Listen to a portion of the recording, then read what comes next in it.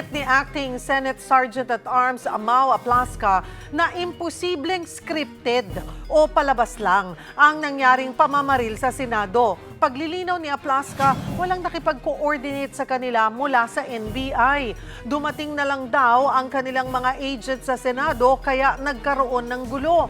Ang pinagtataka pa raw ni Aplasca, may number naman siya kay NBI Director Melvin Matibag. Kaya dapat daw tumawag muna ito sa kanya bago umano papuntahin ang kanyang mga ahente sa Senate building.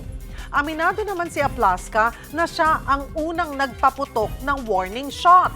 Pero ginawa lang daw niya ito nang makitang nagkasana ng tactical position ang umano'y NBI agents. Ang protocol po namin, kung may makita po kaming danger, i-challenge po namin sila kung sino po sila, yung identity nila. Pangalawa, kung may nakita kami na may baril sila o may danger na posibleng mga gagawin sila sa amin, we will order them to lower o stand down yung kanilang baril. Pero yun na po, pag nung nagbigay po ako ng order na kung ibaba nila yung mga baril at hindi naman sila nag-comply, kaya po ako nagpaputok ng warning shot.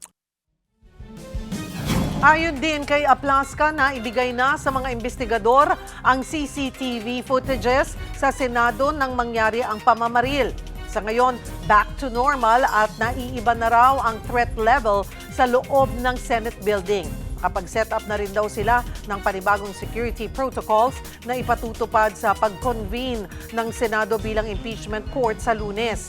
Nang matanong naman tungkol sa pasikretong pagpuslit ni Senator Bato de la Rosa, iginiit ni Aplasca na wala siyang alam sa posibleng planong pagtakas ng senador mula sa Senate premises.